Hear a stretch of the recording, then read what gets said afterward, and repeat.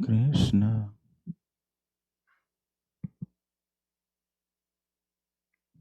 Krishna Hare Hare,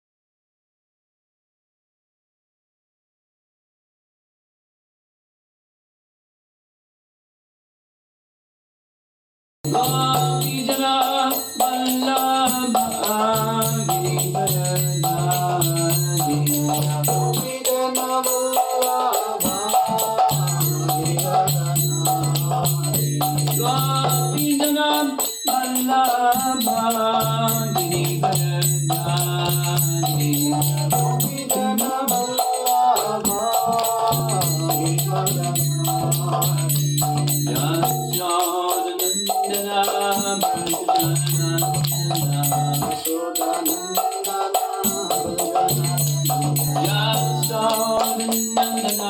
Brajjanandana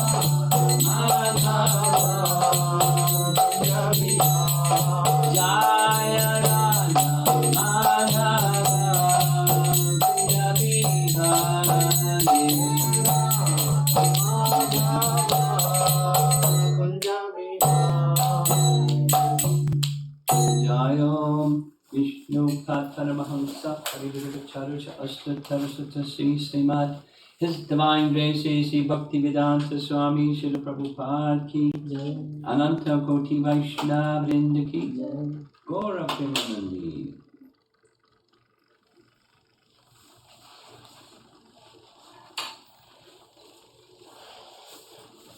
Om Namo Bhagavate Vasudevaya. Om Namo Bhagavate Vasudevaya. Om Namo Bhagavate Vasudevaya. Om Namo Bhagavate Vasudevaya. Om Namo Bhagavate Vasudevaya. Om Namo Bhagavate Vasudevaya. So good news, we're moving on to another verse. 10:37:23. The person speaking still is Narada, speaking to Krishna, inspiring him to take care of another very important part of his appearance in this world, and that is protecting the devotees outside of Vrndavan. Narada says, I bow down to you, the Supreme Controller.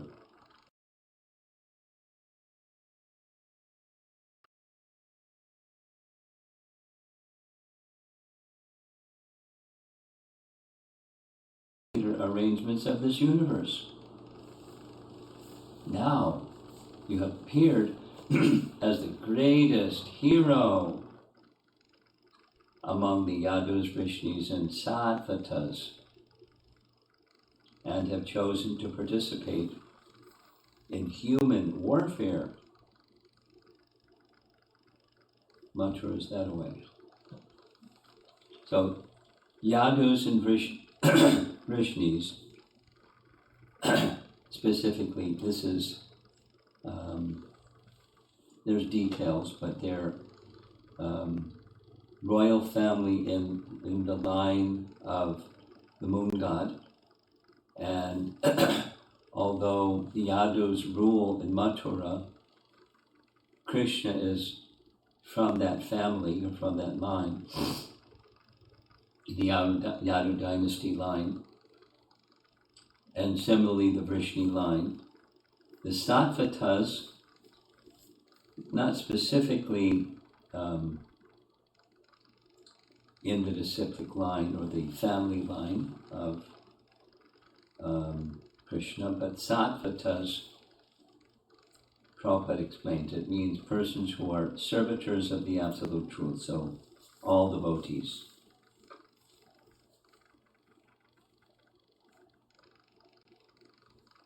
You have appeared as the greatest hero among the Yadus, Vrishnis, and Sattvatas, and have chosen to participate in human warfare. Vishwanath Chakravarti Thakur writes, there is no one like you. You have the power to control all others, Ishvara. You are not under the shelter of anyone, and all others must take shelter of you. Svashrayam, Svashrayam. He thus describes, this is in parentheses, Vishwanath writes, he, Narada, thus describes the power of the Lord as not being dependent on any other person. You create this variegated universe by your dependent Maya. Your only object is play. But today, you will accept combat with the human Kamsa, becoming enemy of Kamsa, just as you became enemy of Keshi, Kamsa's very life. I offer respect to you. All this is your play in order to protect the Yadus, Vrishnis, and Sattvatas. Very clear. Another of his commentaries, Vishwanath, he writes, Narada said, similar, there is no one like you. You have the power to control Ishvara, all others. You are self-contained, Sva, Ashrayam, not under the shelter of anyone. All others must take shelter of you. Sva, Ashrayam means that Krishna does not depend on anyone else. Therefore, he is not under anyone else's control.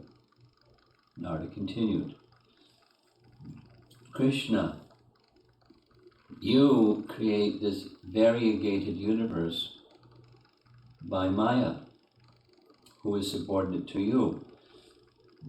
Your only object is play. Now, you will fight with humans like Kamsa after killing Keshi, who was Kamsa's very life. I offer respect to you. You will fight with humans like Kamsa.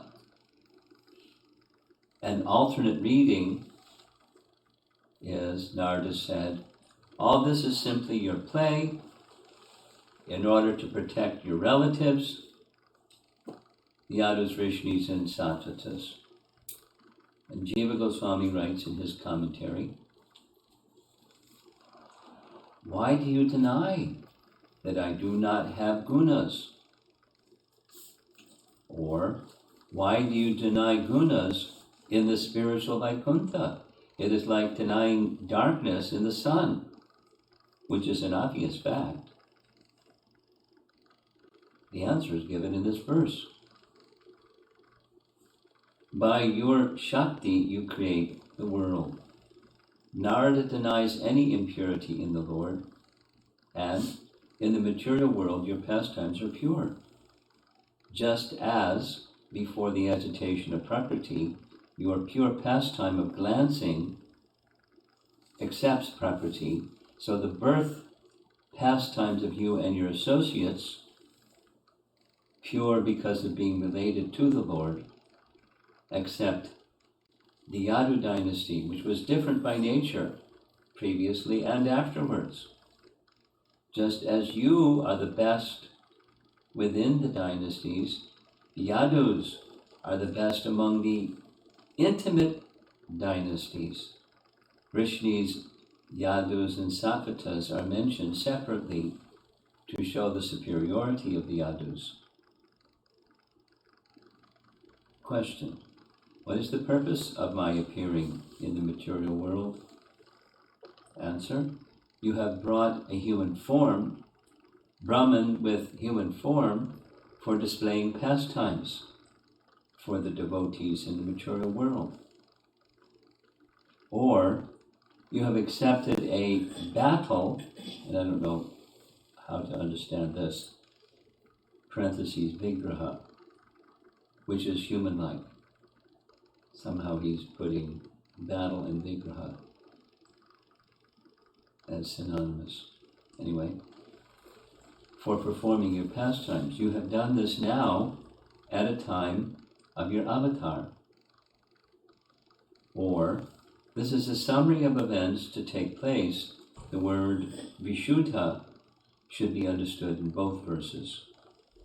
The first part of the verse shows the Lord's expansion as the Purusha, and the second part shows his original form for pastimes. Sanatana Goswami writes that this is the same distinction that's appearing again and again.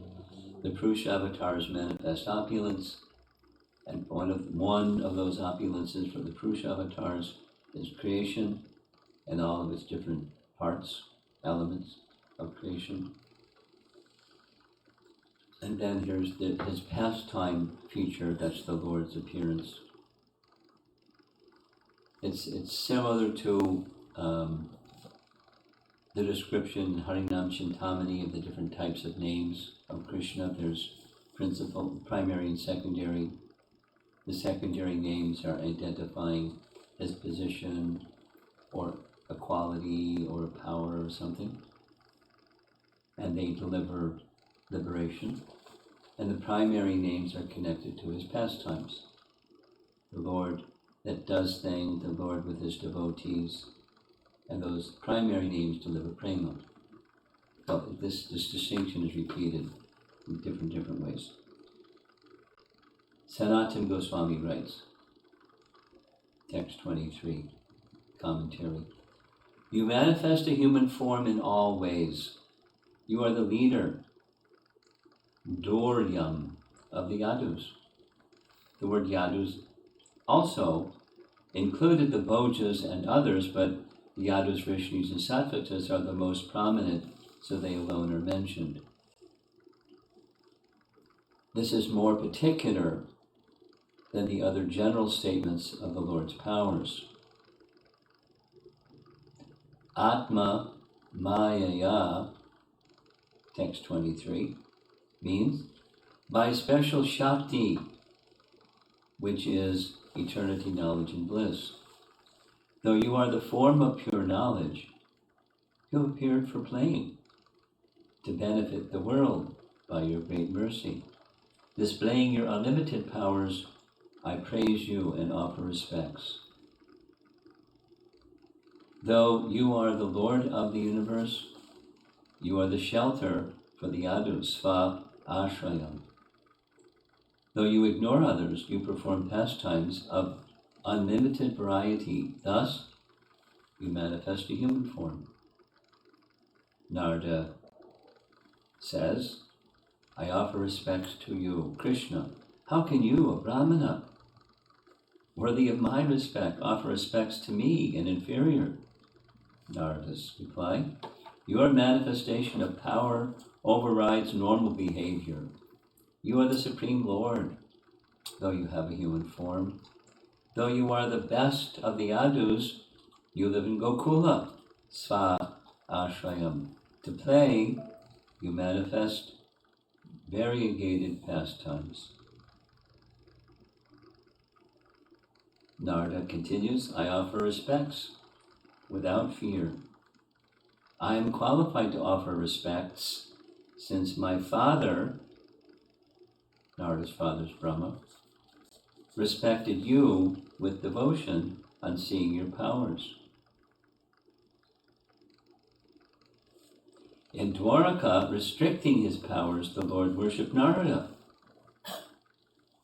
Narada, you should give my offense.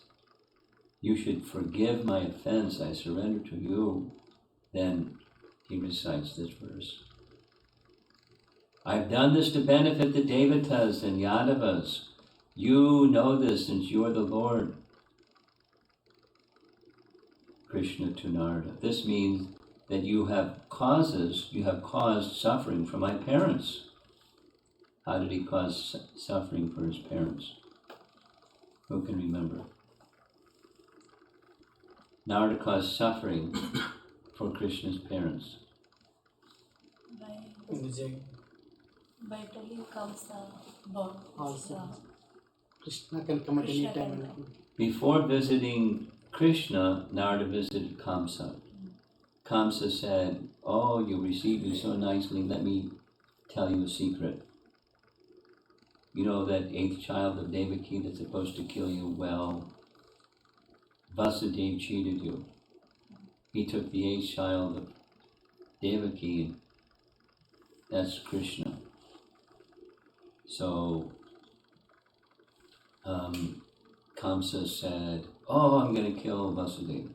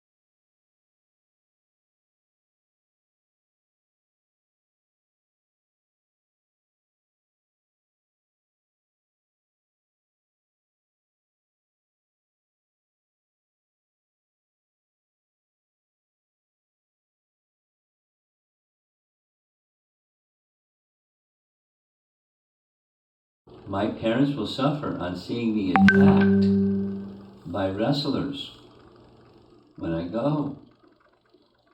Narada, without effort, by your desire, everything is achieved. Amoga. Not Krishna. How can I forgive you for giving information to Kamsa so that he tied up my parents? Could you not avoid my going to Mathura? Narada. You can forgive me because you have unlimited compassion. By your powers, you constantly manifest your quality of mercy. Sva, Tejasa, Nitya Nivrita Maya Guna Pravaham. You are Bhagavan, who manifests unlimited qualities like mercy. Thus I surrender to you. The plural is used to indicate his students. His students is Krishna and his students, or his followers. Last paragraph. Narada says, great offenses should be forgiven by the great devotees rather than by approaching me.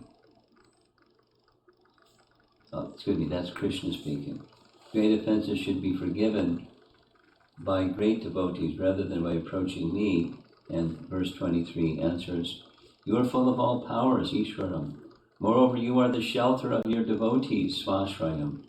Moreover, by your powers, you unlimitedly glorify your devotees. For play, you manifest a human form and act as the chief of the Yadus. You appeared in the Yadu dynasty to benefit the world by manifesting unlimited qualities of Bhagavan. Therefore, you should also benefit me. You should forgive my offense or ask your parents. That is now your burden. As the chief of the Yadus, you should forgive. Then all others, such as your father, will forgive.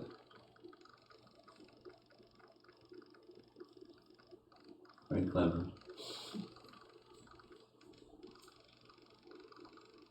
It's Sanatana Goswami unpacking the statements in different ways, as if there's some dialogue within this one sentence.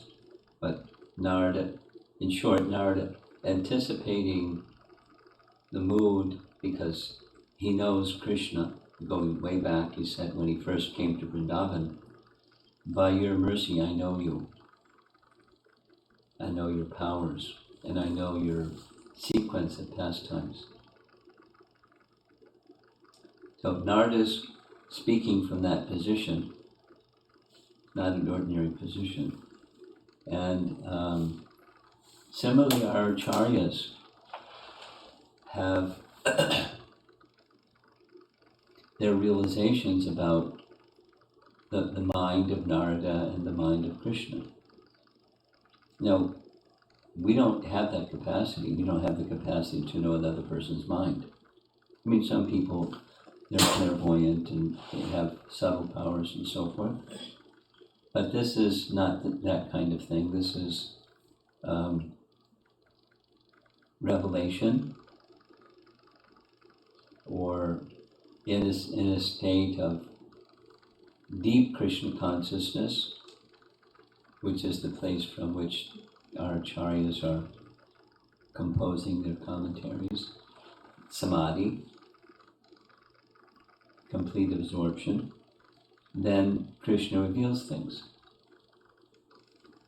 And one acharya may have a different experience of revelation or what Krishna reveals.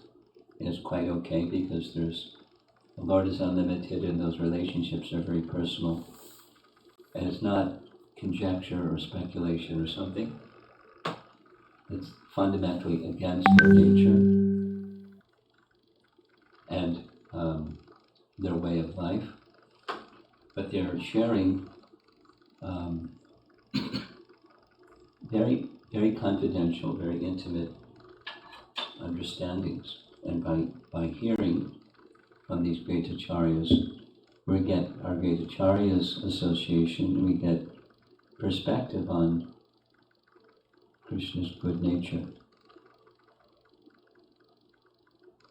And the pastimes, just like this is a pastime, the pastimes have a purpose.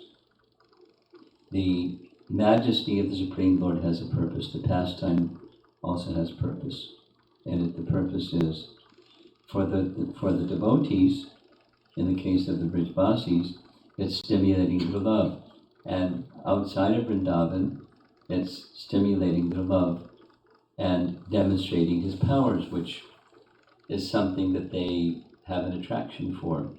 The divinity of Krishna is something, in addition to his attractive pastimes, they have an attraction for his majesty, his opulences.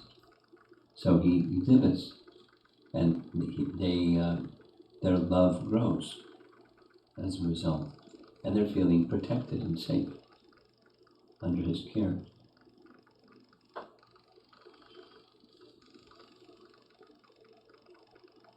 Narada knows Krishna's heart, and Krishna has affection for his devotees. While he has special affection, unparalleled, unequaled special affection for his devotees in Vrndavan, he has similar affection for all the devotees everywhere, including us. And that's just, although, we may be in denial, but it's that why would Krishna love us? Or, we're so insignificant and all, so covered and so this and that. That's not, we may be whatever we may be. Krishna is whoever Krishna is. And his nature is he's very compassionate. So that's what Narada is doing. He's stimulating that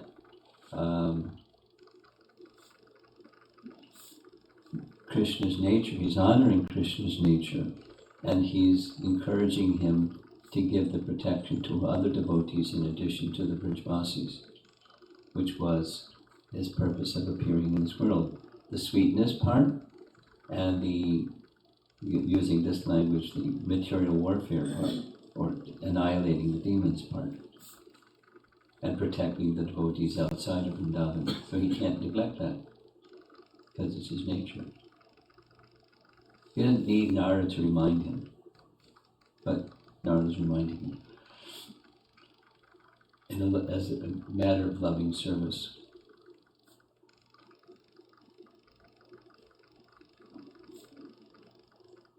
the nature of the devotees of Krishna is the whole spectrum.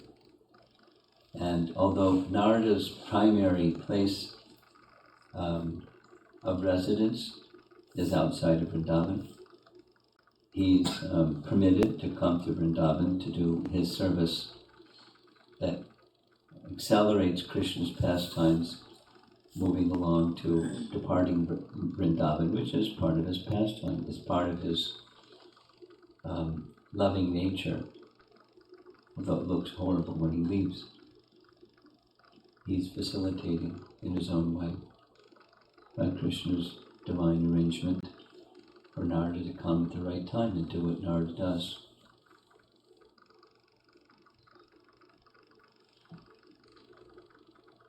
It's a big mystery.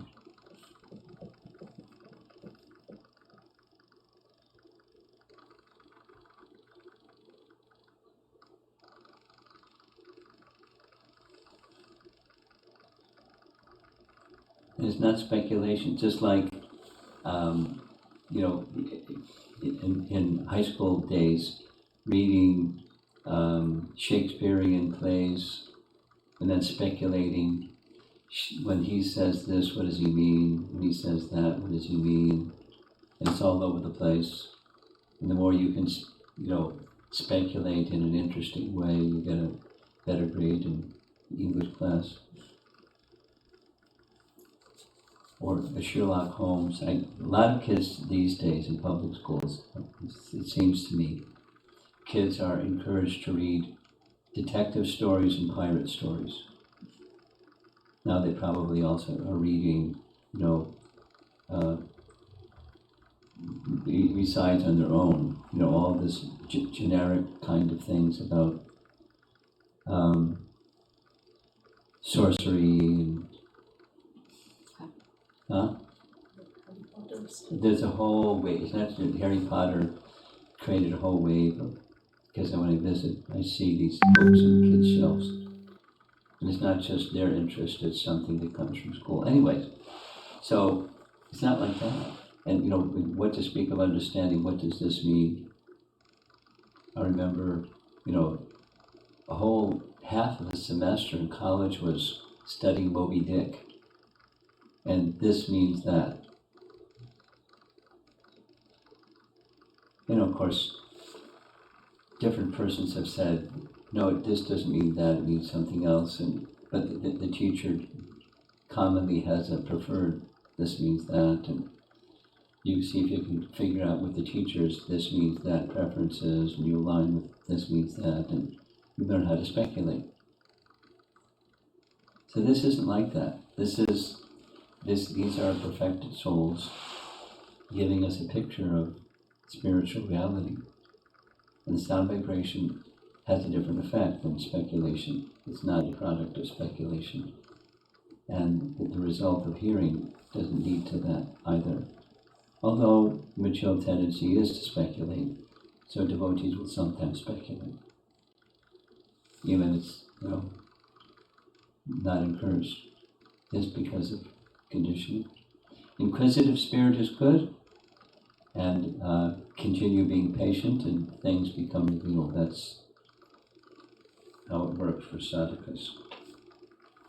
So let's see if there's some discussion.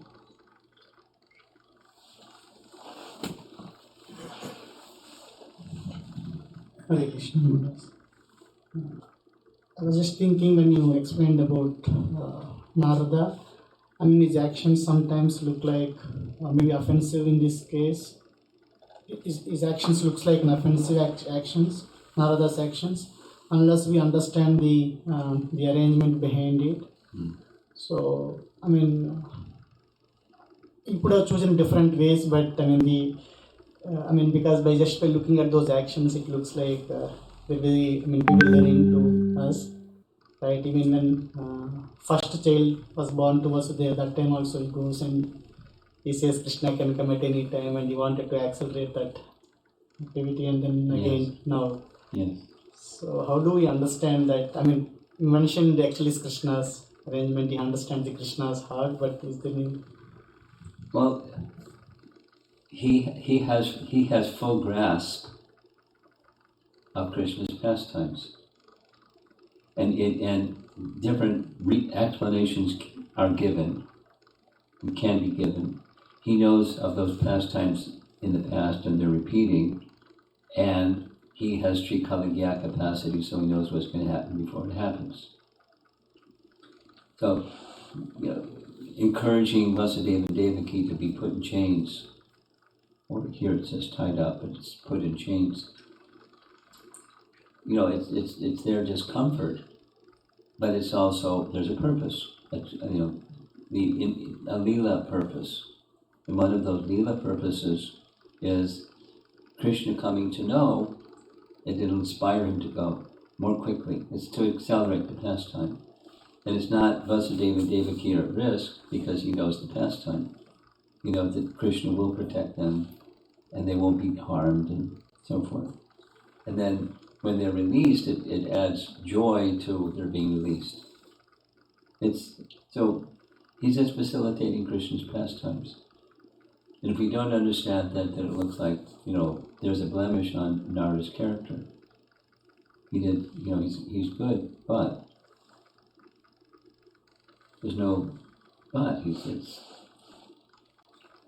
He has the capacity to understand things that we don't have the capacity to understand, and facilitates Krishna's pastimes. That's his function.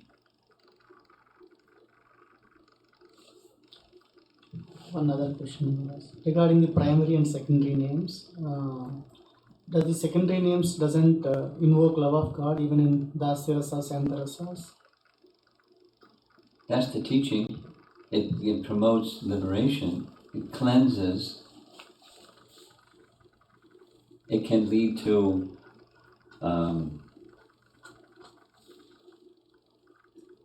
engagement in devotional service, but the prema stage is beyond that. Okay?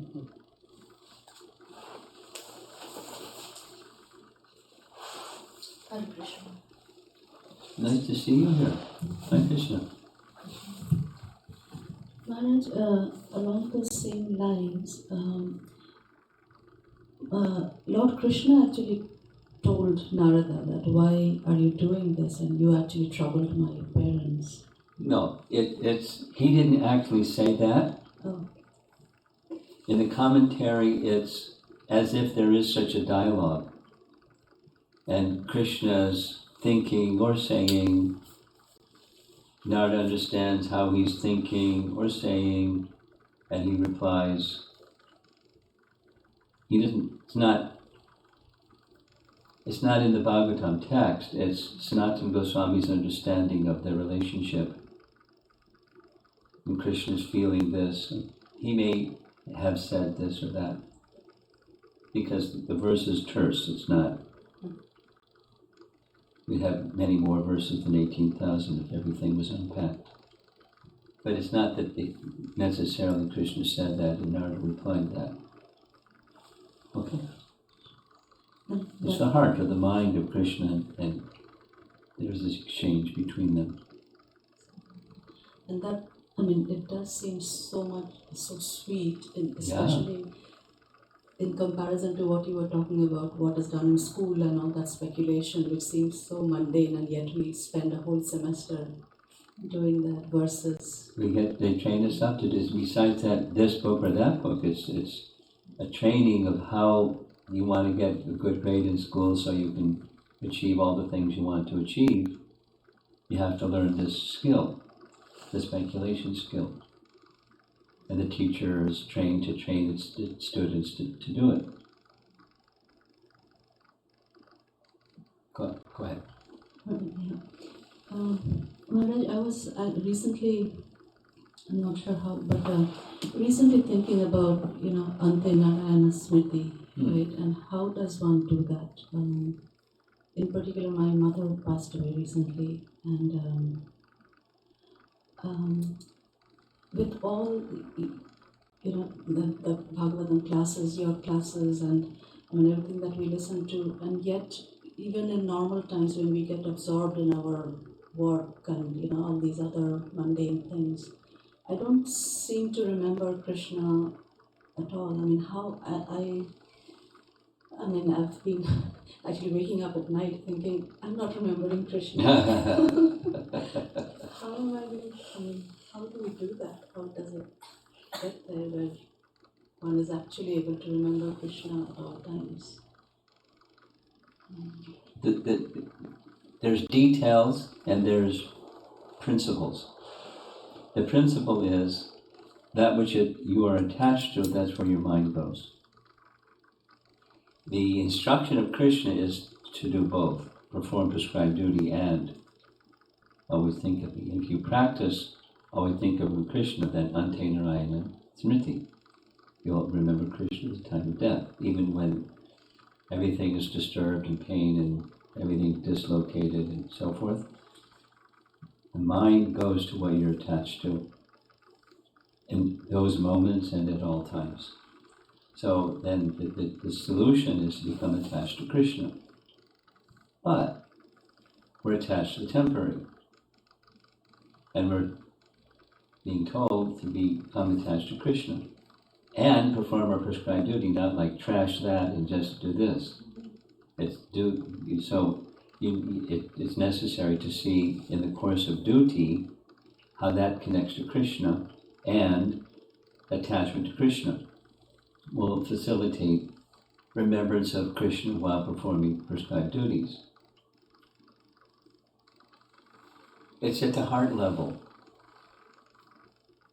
That is to say, mind is binary, right? A 1 or a 0.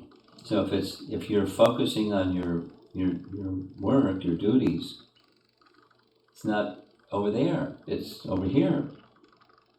And you know, saying mundane stuff, and it's Krishna's energy, and the spiritual perspective is this is an offering to Krishna.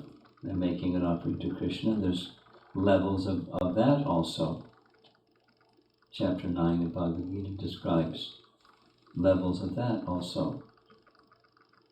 And there's pure bhakti, and then you go down, and there's levels of getting to the topmost level. But the topmost level requires going through the lower levels. Going back to chapter 3, it's detachment from the fruits of work. Karma palatyag, but that's down here. But it goes further and further and further. The bhakti principle is the heart principle. The heart principle needs to align with the coverings, the body and the mind, Then with the heart principle, the mind and the body align with the goal, attachment to Krishna. So here we are, sadhakas, and we can go on long time doing sadhana where we don't necessarily, it's not a guaranteed thing, it's not a mechanical vending machine thing. I do my things and now get attachment to Krishna. There's purification, but it's not yet attachment to Krishna until I can move to the position from the heart, that this is what I really want. So the impetus of your mother passing gives you some impetus to think, how can I prepare myself? But it's not just the mechanical, it's from the heart, it's attachment.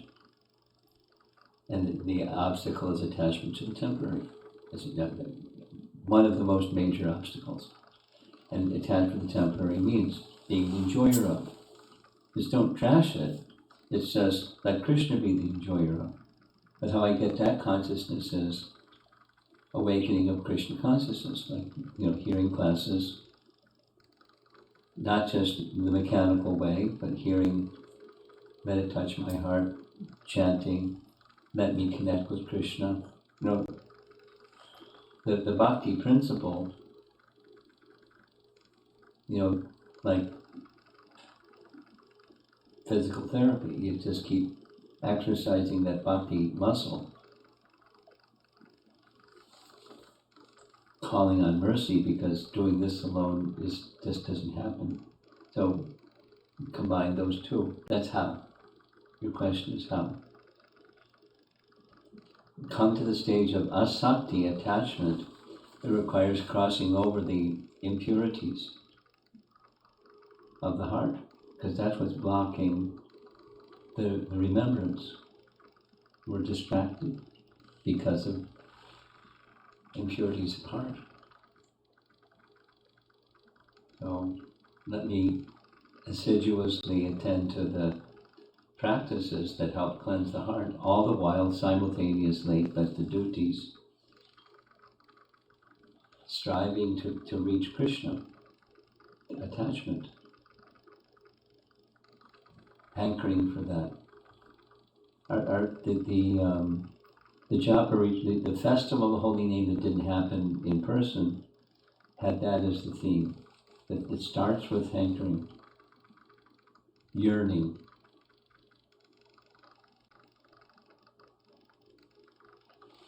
Then applying oneself with enthusiasm towards that which you're yearning for. Those are the first two, Y, E, and then spontaneous. We're not at the spontaneous stage, but we strive. Not just to do the do's and avoid the don'ts. That's necessary, but it's beyond the mechanical.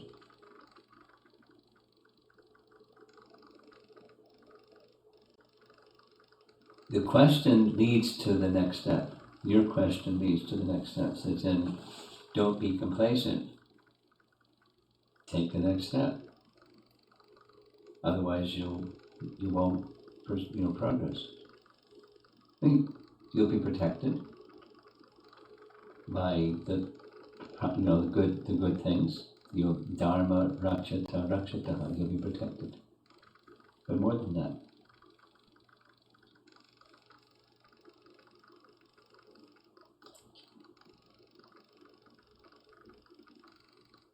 Okay.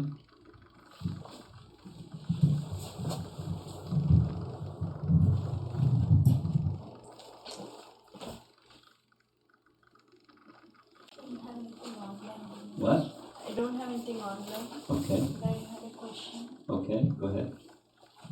I was thinking about this self-sabotage or rejection. Rejection? Yeah. So this thought came that the self-rejection or rejection of others happen when there is no acceptance of Krishna.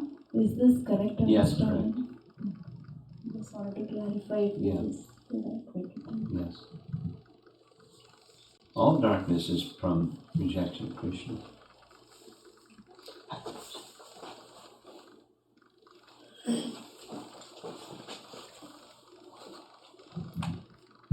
My question, Maharaj, the similar thought Mataji asked, the thought came to me this morning when I was hearing from Prabhupada. But the answer I give it myself is, Krishna will protect me, whatever it is the case.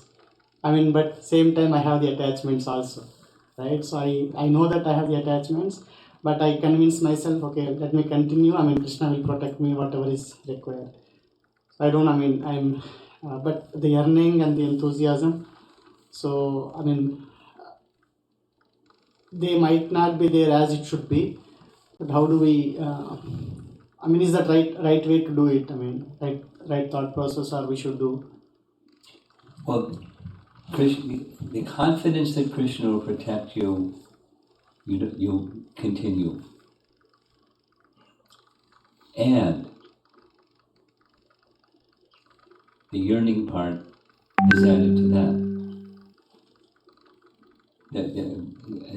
A classic verse that articulates this very nicely is in Uddhava Gita, where Krishna says to Uddhava, my devotee knows that indulgence in objects of the senses brings misery, and yet there's some affinity for indulging the senses and sense objects. There's regret, but in acknowledging this is going to bring misery, the devotee accepts, this is my position, I'll receive misery, let me continue with the appeal to Krishna to pick me up. I mean, it's not complacency, status quo, it's not like that. It's acceptance and progress. And if it's just acceptance without progress, then there isn't going to be progress. I mean, Krishna's protection will look differently if one is striving for progress and one is not. So it's not a matter of beat yourself up and that's going to take care of progress. Acceptance is don't beat yourself up and strive to go towards Krishna further. This attachment to Krishna yearning. That's the bhakti principle. Krishna recognizes, Krishna will help. That's more than protection, it's more than safety. It's the higher stage of protection. Restoring our original consciousness, protection. Yes, something? Okay.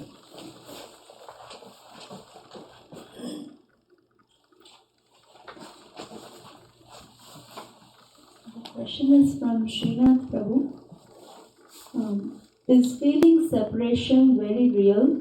When Arjuna saw Abhimanyu lying dead in the battlefield, he was crying, and he had just heard entire Bhagavad Gita from the Lord himself. How do we handle the grief of our loved ones passing or separating, as it feels very real?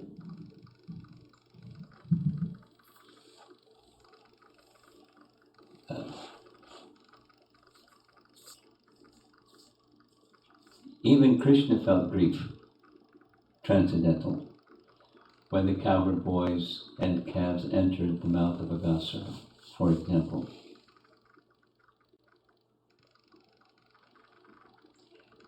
But that grief and ours are different. Or Arjuna seeing Abhimanyu on the battlefield. Grief is natural. It's not. It's another verse from Uddhava Gita, where Krishna speaks to Uddhava, that a candidate for bhakti is one who's not too much attached and not too much detached. So supposing somebody's a householder, Arjuna was a householder. Supposing he was just like totally detached. Oh, I'm totally detached.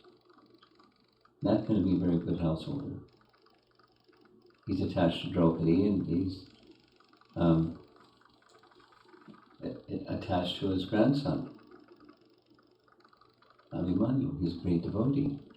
And there he is, lying on the battlefield, slaughtered in that way. So it's appropriate, we can say, appropriate attachment. And he's a Kshatriya spirited person, so he wants to protect. And when his grandson was dealt with in the way that he was dealt with and now deceased, I mean, his arm cut off, and horrible. So he's feeling grief. So one part of the question appears: is it appropriate for Arjuna to feel grief for Abhimanyu? The other part is: how do we handle grief when someone dear to us passes? Grieving is a whole art and science, and it's human. And feelings are very raw when someone very, very dear to us departs, just like many devotees. When Bhakti Churaj departed, Rambaru Mataji participated in an online discussion for helping devotees process grief. So there are people that one can listen to that recording. If Srinath, you can listen to that to see what the exchange was. and there's an art and a science to it, and part of it is time heals.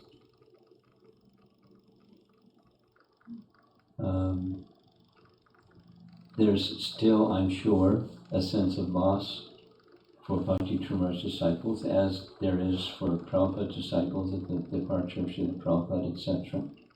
Tamal Krishna's disciples at the departure of Tamal Krishna's. There's still some feeling of loss. And then there's, carrying forward, because that's part of life. So there's the acceptance. And they're no longer with us physically, then how do you connect with them otherwise, and you become more focused on connecting with them otherwise? Those that are dear to you, how can I be of service to them in their physical absence? That's a place to take shelter. There's a place of solace. But listen to that recording. I don't know what the link is, but you can find out. And I'm sure there's a lot of answers to your question there. Okay. Prabhupada ki?